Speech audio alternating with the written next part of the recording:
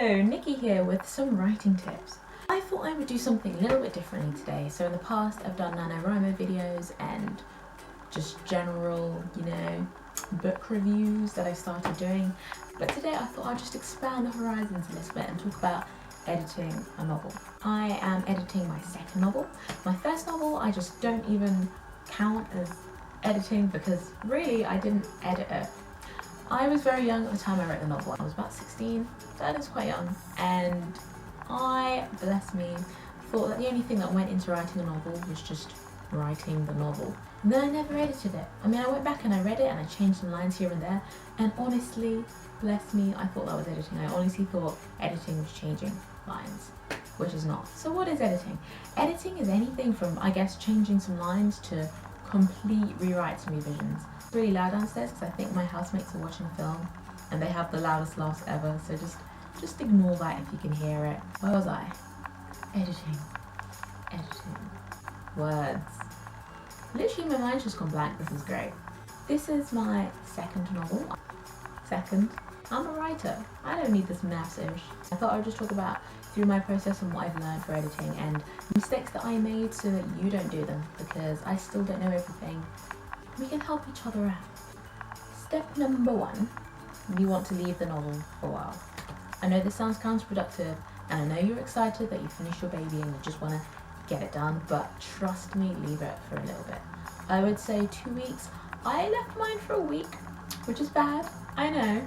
I was just very excited to get on and edit the novel and finish it. It's taken a lot longer than I thought. I thought it would take me like 2 months to finish editing. It's 4 months later. It's still going, but we're like 70% of the way through, so that's not bad. It's good to leave it for 2 weeks, even a month if you can, because this is gonna give you time to build some distance away from it. At the moment, you've spent however long attached to it, a year, maybe 2, maybe even longer, writing this book. And if you jump straight into the editing process, they're probably going to damage the book. Personally, for me, I got away with it simply because it's quite a long book and the period in which I read it was really long. So I didn't jump straight into it and finish reading it in 3 days and be like, aha, I've reread everything. It took me weeks to reread it because I was so busy at the time. Step number 2, I'm really having problems with numbers today. I was literally like, what is this 2-4 thing? I don't, what? So, step number 2 is not even reread it yet. Don't get too excited. Is to get your novel in a different format. Oh yeah, baby. This is what I'm talking about.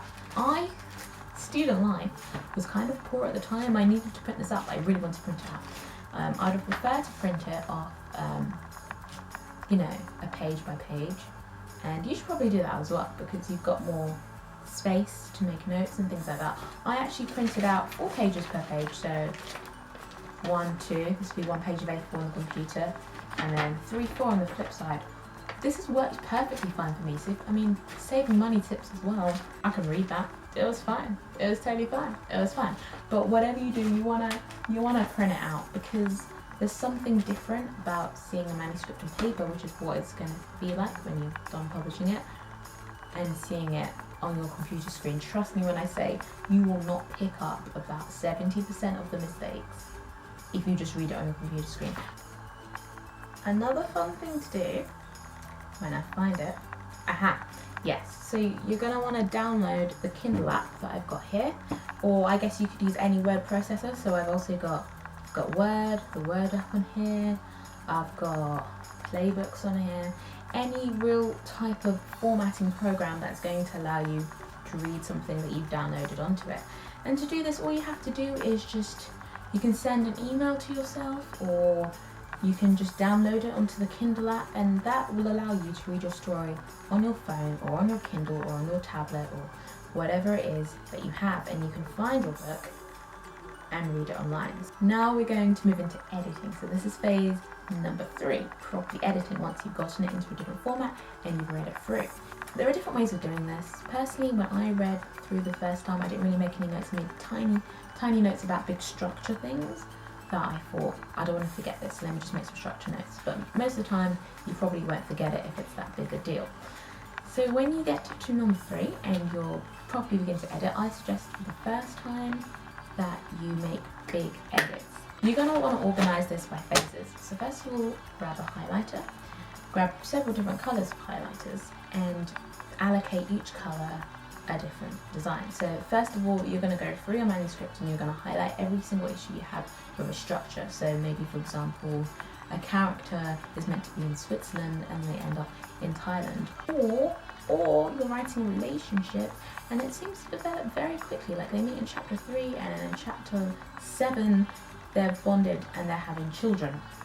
Extreme example, but you never know, it could happen. I know I wrote a very quickly progressing relationship, not that quick, but very quick, and I reread it and I was just so perplexed. When I was writing it, to me it was just so sweet, and then I reread it and it was just like, that's weird, that's really weird.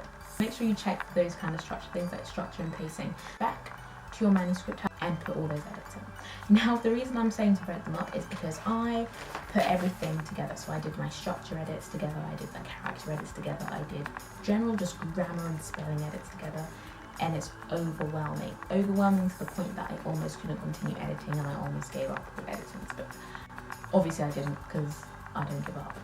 But if I'd had less will, I would have given up because the task was so overwhelming. So definitely break it down. Structures first, and then you can move on to characters, and that includes character arcs, and it also includes their relationships with each other. Then you can go on to like more general sentence things, but you definitely want to look at character, you want to look at voice, and you want to also, another thing I would suggest looking at would be perspective, because I know for me, when I was writing the novel, I just couldn't find the right perspective for the first part. I wrote it so many different times in different ways, and you know when you just get, I feel like this is something only writers will understand, because all my friends were just like, so just rewrite it. But no, it's not really about point of view, it's about perspective, which is something even a little bit different to me. I don't know, but it was just bizarre. I just couldn't find it. And then when I was reading it in edits, I was like, that's it, that's the perspective I want. Why can't I see this now? So check perspective as well. Sometimes perspective switches halfway through chapters and you realise, hang on, this would be better told from this perspective, or why am I writing this? This, by the way, is the most biggest pain in the ass edits to write, because you might have to go back and change your writing from she to I, and that takes ages. I had to do that for about 10,000 words. Thankfully not the entire book. Thankfully, I would have cried. Yeah, so really in that first time you want to be looking for chapters that don't need to be there, chapters that need to be added, structures, then you want to move into characters, etc. And then you're going to put all those changes in. Remember to use different highlighters because it's really helpful, and you're going to have some pages with hardly anything on it because clearly you're an amazing genius, and you're going to have some pages that look like this and make you want to cry. It's fine, that is life. Number 4, now that you've been through all that a few times, that process a few times of editing and looking for certain things, you're going to want a fresh pair of eyes. I mean, if you're really going to publish something, it's not going to be just you reading it, it's the entire world, and the world is filled with so many different people, different genders, different sexualities, people of different religions, people of different backgrounds, you know what I mean, like different races, different everything under the sun, different viewpoints, and even different like political viewpoints. Think about how different you are from just your best friend, and you guys are best friends. So you're going to want to get as wide a variety of different readers as possible. Start small. See, this is the thing. Everyone suggests against family members and close friends, but personally, I think they're a good idea at the very beginning, where you're still kind of nursing your ego. But also good sites to get feedback of. Sites like Figment.com. I don't know if anyone's used it before. I did use it once before I had to hand in an assignment for creative writing, and it was great. I got really good feedback, and the person gave me like literally paragraphs of like why this character doesn't work and why I like this, but this part was really good. That was really great. So have a look at some websites online which you can get feedback from. After you've shown it to some family and friends, they're going to show out very basic mistakes. Then you want to show out into a wider world. So that's using social media, or that could even be going to someone who's not quite like a friend, but someone that you respect. So for me, I had to do this anyway, but as I said, I'm taking my degree, and part of my dissertation kind of thing, it's not a dissertation, it's a special project. I have to submit 10,000 words of fiction. So obviously I'm doing 10,000 words of my novel because I just finished my novel by the time this assignment came up, and I thought what better way to edit my novel and get feedback on it. So I actually gave mine to my, do you call them professors? I don't, in England we call them lecturers. I think, is it America that calls them professors? Do we call them? I was going to say professor, but I've never called him professor. That is, I don't know. Anyway, totally irrelevant. Sent mine to my lecturer, and so he just went along, made some notes. I don't know if you can see it, but whatever. And just said, basically, what to improve upon. There aren't actually too many here because I did edit this like 120 times. You see that process that I spoke about just now? I did that like 20 times before I submitted this thing. And what you're going to find is that if you give it to someone who knows what they're talking about, by the way, obviously if you're not taking a degree, just join a writing group or writing classes, and you'll find loads of people, even reading groups. Reading groups are great because you can still give your work in and they won't mind reading it because everyone's just so integrated in that community. And also if you're not one of those people, you don't have time to go join a writing group or something, just find them online. There's loads of groups online. Find a community via Instagram. If you just type in the tags am writing, so am writing, or am editing, am editing, with the hashtag in front of it, you'll find so many people in the writing and editing communities that just engage and like love writing and things like that. And just start up a conversation and you'll find someone. They'll point out things that you'd not realise was a thing. Like here, he's written, is there a time indicator here? Because there was a time indicator in the next chapter. And at the time, no pun intended, but at the time when I was writing it, I was like, well, I need a time indicator chapter 2, but not chapter 1, which in hindsight doesn't make sense because the reader will just figure out time has passed. But I thought there was a significant enough jump between the times for me to put time thing. It's very confusing, but that's what I thought. And he did not like this page or the edits. It's great. And then you can go back and also write that into your novel. Step number 4. I think we're on 4. This is just embarrassing. I'm so bad at these numbers. And it's just wonderful. This is bad. This is why I didn't take a maths degree. Drama. Jazz hands. This is me. Oh, this is it. Ooh, here I stand. I'm getting so distracted right now. Love you, Graham. Because he definitely says love you, Graham. But that's not why here. Okay, so what was step number 4 of editing? Step number 4. Now, I would argue to do this even before you've done editing. But if you're like me and you just did not do this beforehand, you need to do it now. Make yourself an outline or a timeline or some sort of line. Streamline. Violin line. I don't care. Make a line. Now, some people are very scary planners, which means they literally plan every single detail in the novel. Like, some people do it chapter by chapter. Some people know exactly, okay, this is going to be the inciting incident, this is going to be this is going to be the high point, this is going to be the character's breaking point, etc. I don't plan my novels like that. I plan via, and I know other people do it, I don't know what method to call it. It's kind of like an outline, but brief. It's not, when you look at it, you wouldn't think it's an outline for a novel. It's probably about 3 pages of A4. Which, when you think about it, when you're going to write like 130,000 words, isn't a lot. This is just like, what, 1,500 words of just a plan.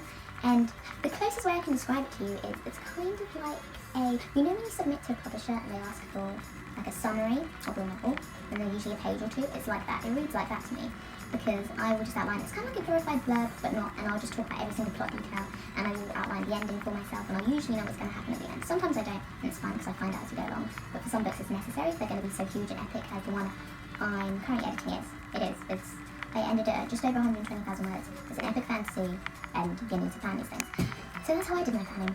However, it then came to the editing process, and I got very confused and very frustrated because trying to sort out the different times when only looking at one format, I mean, I even have mappings and versions, but even on the screen was just so confusing. Because my novel doesn't necessarily include time travel, but it includes separate worlds, and these separate worlds have different timing systems. And it got very confusing, like how old is she meant to be now in comparison to when this person's on this earth, how are they interacting, are you even here? And so I made myself an outline. What I did, lots of people use revision cards, but you can just cut off any old coloured card. See, I'm giving you saving money tips again, that's what I did, cut some coloured cards, and I spent about an hour writing down what happened in every single chapter of book 2 within my book, so there's 3 books as I said. So within part 2 of my book, I wrote down every single chapter, because part 2 was the part that was confusing me so much. because that involves most time with manipulation elements. And also because I have multiple characters now. What you can do is, if you two have multiple characters, you get a different piece of colour card for every character and you write down the stage. So this is just kind of like a timeline or just a chapter outline. But every single chapter with a different character or a different part of the plot needs a different colour. And I'll explain why in a minute.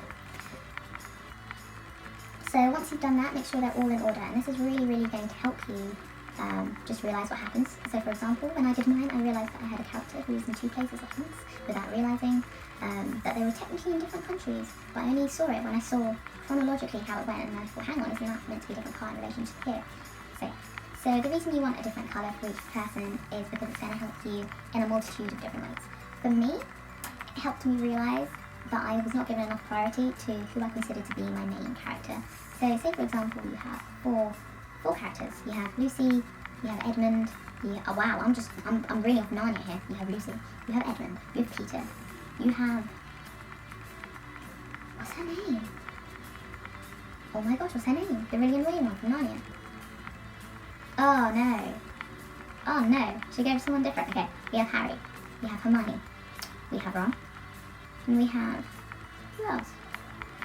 Dumbledore. And we have Dumbledore. Okay, so let's say each of these characters have a different colour and you're plotting this out. Once you stick it up, say, Harry's the main character, but Dumbledore has 20 chapters, Ron has 15 chapters, Hermione has 5 chapters, and Harry only has 2 chapters from his point of view, or 2 chapters telling his story. Is there a problem? Yes.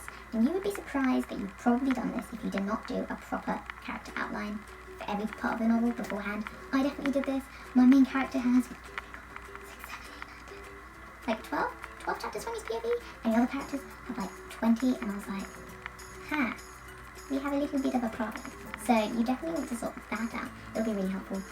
It'll just help configure the plot. As I said, it will help sort out the timing structures, because you'll be surprised, some people, you're like, oh yes, my granddad, and then 30 years later you're like, my granddad, hang on, shouldn't your granddad be dead? Figure this fish out, and you'll figure it out very quickly by using coloured cards. Step 5, after you've gone in and implemented this, you want to go through again, you want to repeat these tasks, and then after you've done that, this is when you can bring in an outside editor. You can either hire an editor, or you can upload it online and get reviews, but I think hiring an editor is a very good thing to do. And there's a website called Upwork that I'm currently looking at. I think it's Upwork. I feel like it's Upwork. That one of my friends who self-published before let me know about, and you can find editors from there. You can go directly to an editing company. There's a lot of editing companies out there to scoop and make sure that they're not charging too high a fee, because some might just be dodgy. So definitely look in some of the works of editors before you don't be scammed. Yeah, so those. Hang on. Oh my Kelly, come back to me. It's almost easy. Cheeky bit of Avenged Sevenfold. So those are the main things that I have to do, and I'm going to show you right now what my wall looks like, because I literally just finished putting up all my storyboards. And also, another thing about the outlines, put it somewhere where you can see them, because they're going to be really motivating. I've put them right next to where my desk is, which means that every time I enter my room and I sit down at my desk and I'm wasting time on Twitter, which I do, you're going to be motivated to write, because it's literally going to be next to you or in front of you, wherever's best for you, and you're going to be like, damn, I should be writing. So yeah, those are my tips. It is bye from me and bye from my teddy bear. I'm 20, I promise. Okay, bye.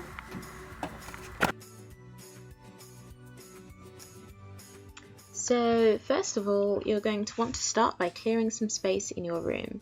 Now I did this by removing every single poster that I had. Most of them were from 2015. That's a sign I had that said quit messing around and go write your novel. But I don't need that anymore, because I just need to edit my novel. So never mind. So I've started putting my outline. Now when you're making an outline, guys, as I said, you want to make separate strands for every single different part of your novel. So the love story kind of aspects, not really the love story, but the part written by those characters are in pink.